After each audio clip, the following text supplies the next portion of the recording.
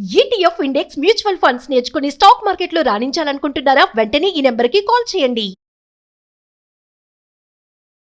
High viewers, India's largest digital media network Suman టీవీకి స్వాగతం. ప్రస్తుతం మనతో ఉన్నారండి హైకోర్టు అడ్వకేట్ పృథ్వీరాజ్ గారు. పృథ్వీరాజ్ గారు, మీరు అన్నారు వైఫ్ స్వైపింగే కాదు స్ట్రిప్పింగ్ ఉంది అనేసి. నిజంగా ఈ స్ట్రిప్పింగ్ అంటే ఏంటి? స్వైపింగ్ గురించి చాలా చక్కగా లాస్ట్ వీడియోలో చెప్పారండి. మీరు ఎవరన్నా కావాలి అంటే మళ్ళీ వెళ్ళి చూడొచ్చు. అంటే మనం చాలా నాలెడ్జ్ తెలుసుకోవాలండి. అది ఒక మంచి అడ్వకేట్ ద్వారా మనం ఆ శిక్షలు ఏంటి, వీటి అర్థాలు ఏంటి అనేది కూడా ఒక అవేర్నెస్ ఉంటుంది.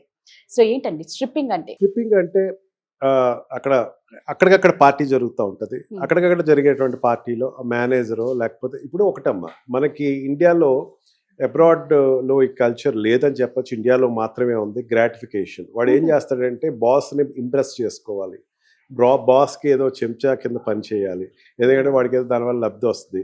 వాడికి క్యారీ ఆన్ న్యూసెస్ గాసిపింగ్ చేస్తూ ఉంటాడు. మీ గురించి ఇట్లా అంటున్నాడు అండి, వాడి గురించి ఇట్లా అంటున్నాడు అని చెప్పేసి ఆ స్థాయి దాటేస్తుంది.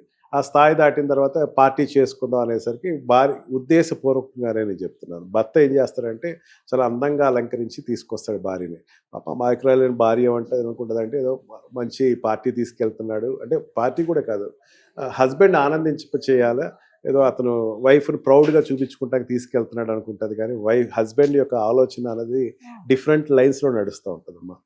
వచ్చిన తర్వాత బాస్ చూస్తాడు. బాస్ చూసిన తర్వాత ఇతను చెప్పటమో లేకపోతే బాస్ నిర్ణయం తీసుకుంటాం. ఒక స్టేజ్ ఆఫ్ ఆల్కహాల్ ఎడిక్ట్ అయ్యి లేకపోతే ఈ నార్కోటిక్ డ్రగ్స్ ఎడిక్ట్ అయిన తర్వాత భార్య నేను వ్యవస్థ కింద చూడాలి, నాకు అవకాశం ఇవ్వు, నాకు పంపించు అని అడుగుతాడు. అప్పుడు దట్ ఈస్ కాల్డ్ స్ట్రిప్పింగ్. భార్యని చూడండి, మరి ఆవిడ కొంచెం ఒప్పుకోదు అనేసరికి నేనేమంటున్నాను, ఏమన్నా అమ్మాయిని ఇంకా ఫర్దర్గా అన్నానా, స్ట్రిప్పింగ్ చూడాలి, అందాలన్నీ ఆహ్వాదించాలి అని చెప్పేసి అడుగుతాడు. For that husband will send that women to the తీసుకెళ్ళు అతన్ని చెప్పడమ్మా, భార్యని చెప్పడు. చూడు అతను ఏదో నిజం మాట్లాడతాడట, ప్రైవేట్గా మాట్లాడతాడట అని చెవులో చెప్తాడు.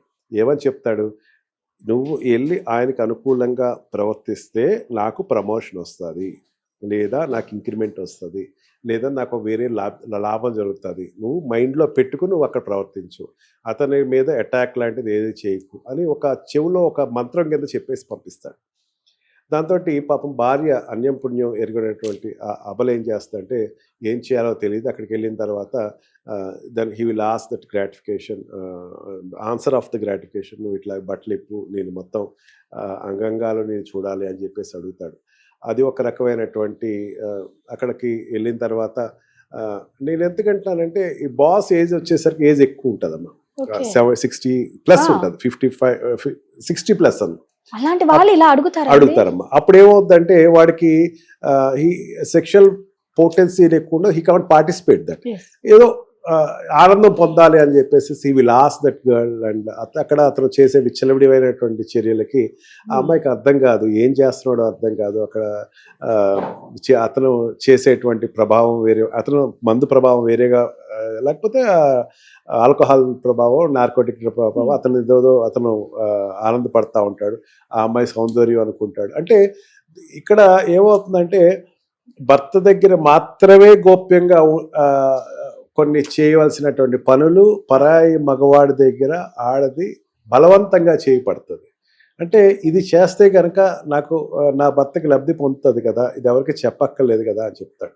ఇది చాలా ప్రోత్సహించదగ్గది అన్నది పక్కన పెట్టేద్దామమ్మా. దీనిని ఒక్కొక్కసారి వీడియోస్ తీసుకుంటూ ఉంటాడు, ఏదో లేకపోతే తను తెలియకుండా ఆ రూమ్లోనే ఒక కెమెరా కూడా పెట్టేసుకుంటాడు, అది తీసుకుంటాడు. అది తను ఏం చేస్తాడంటే అది మెల్లిగా సోషల్ మీడియాకి జనరేట్ అయిపోతే, సోషల్ మీడియాకి జనరేట్ అయ్యి వెళ్ళిపోయిన తర్వాత ఈ అబల, ఈ బలైపోయిన అబల యొక్క నేను చెప్పడానికి కూడా బాధపడుతున్నాను, అందాలన్నీ కూడా పబ్లిక్లోకి వెళ్ళిపోయి ఆ అభంశుభం ఎరిగినటువంటి ఆ అమ్మాయి ఏం చేయాలో తెలియదు. నిజంగా ఒక్కసారి కనుక ఇది ఏదైనా మీడియాకి వెళ్ళిపోతున్నా, ఇందాక స్వాపింగ్ గురించి కూడా చెప్తున్నది, ఇవన్నీ కూడా ఏదైనా మీడియాలోకి బై ద ఏదో రకంగా అక్కడ ఉండే వెయిటర్ తీయచ్చు, లేకపోతే అక్కడ ఉండేటువంటి బాయ్ తీయచ్చు, లేదా ఇతరే తీయచ్చు, ఇవన్నీ తీసి కనుక పబ్లిసిటీ అక్కడ పంపిస్తే కనుక సోషల్ మీడియాలోకి ఏదో రకంగా, అంటే నాట్ ఆఫ్ ఒక రకమైన మీడియా కాదు కదా, రకరకాల మీడియాస్ ఉన్నాయి. ఆడు వెళ్ళిపోయిన తర్వాత దానికి ఈ అమ్మాయి జీవితాంతం జీవిత అంతం వరకు బాధపడతా ఉంటుంది. ఆఖరి క్షణం వరకు పిల్లలు మనవలు వీళ్ళందరూ కూడా అమ్మాయిని ఒక కాకుల్లాగా పొడిసి, అంటే ఈవెన్ అత్తమావులు కూడా పొడుచుకు చంపేస్తారు.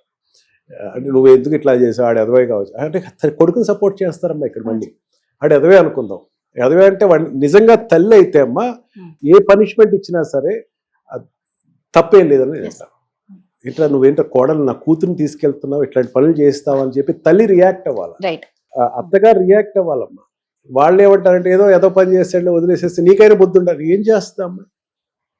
I have witnesses some cases. నేను ఎందుకే చెప్తున్నానమ్మా. మా అత్తగారు కూడా ఏమన్నా నేను అన్నీ వదిలేస్తే అడుగుతాను. నేను హస్బెండ్ అడిగింది లేకపోతే ఇచ్చేసింది.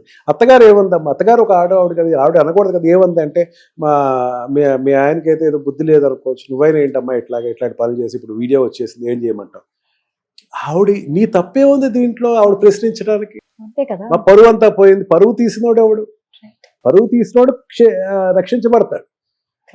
ఈవిడ చేసినటువంటి ఈ పనికి ఈవిడ పరువు తీసేసినట్టు అవుతుంది. అంటే ఇది పరువు అన్న వర్డ్ ఏదైతే ఉందో ఇది అమెరికాలో లేదు.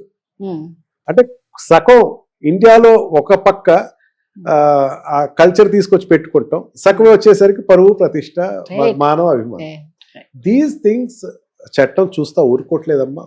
దీనిని కూడా what we call modesty of women కింద ఆవిడ అండ్ స్ట్రిప్పింగ్ కింద అండ్ ఆల్సో ఈ చర్యలు తీసుకున్నటువంటి భర్తకి అతనికి వీళ్ళందరికీ కూడా పనిష్మెంట్ అయితే ఉంది భారతదేశం. అంటే మీరు అన్నారు కదా ఇందాకంటే ఇవన్నీ ప్రమోషన్ కోసం అలా, అంటే ఒక మాట మీరు అన్న మాట, ఒక లేగ దూడని తీసుకెళ్లేటప్పుడు చూసే దీన చూపులు అంటే అది ఎంత పెయిన్ ఉంటది కదండి అసలు. సో మీ దగ్గరికి ఇలాంటి కేసెస్ వస్తూ ఉంటాయి, బాధపడతా ఉంటారు, చెప్పుకుంటారు. ధైర్యం అయితే చేయరు కేసు వేయటానికి. ఏం చేయమని అడుగుతూ ఉంటారు, సలహా వరకు అడిగి వెళ్ళిపోయే వాళ్ళు ఎక్కువ మంది ఉంటారు. చాలా తక్కువ మంది కేసెస్ వేద్దామని అడుగుతారు. కేసెస్ వేస్తే కేసు వేసిన తర్వాత కూడా డ్రాప్ అయిపోదామండి అని మధ్యలో వచ్చి అడుగుతూ ఉంటారు. నేను ఓకే నీ ఇష్టం అమ్మా, అది నీకు సంబంధించి. నేను ఎప్పుడు రిస్ట్రిక్ట్ కూడా చేయను, ఎందుకంటే ఆ అమ్మాయికి ఉండే పెయిన్ పర్సనల్గా ఆ అమ్మాయి ఇంట్లో పడుతుంది. ఇంకా ఆ అమ్మాయి వచ్చింది అంటే అర్థం ఏంటి తెలుసా అమ్మా రాధ గారు? సూసైడ్ చేసుకోకుండా నా దగ్గరికి వచ్చిందని అర్థం. సూసైడ్ చేసుకుంటారమ్మా చాలా మంది, బయటికి చెప్పలేరు. సూసైడ్ చేసుకోకుండా నా దగ్గరికి వచ్చిందని. వచ్చిన అమ్మాయిని నేను ఇంకా సరే నీ ఇష్టం, ఏదైనా నీ ఇష్టం, నీకు రక్షణ కావాలా నేను కల్పిస్తా, లేదు నువ్వేదో ఇంట్లో కాంప్రమైజ్ అవుతావు అయిపో బెటర్. అంటే నేను ఎక్కువ దాన్ని రిటాయించను, లేకపోతే ఎక్కువ దాని గురించి ఎక్కువ లీగల్ అడ్వైజెస్ అయితే ఇవ్వను. ఎందుకంటే మళ్ళీ అమ్మాయి ఫర్దర్ లైఫ్ నడపాలి.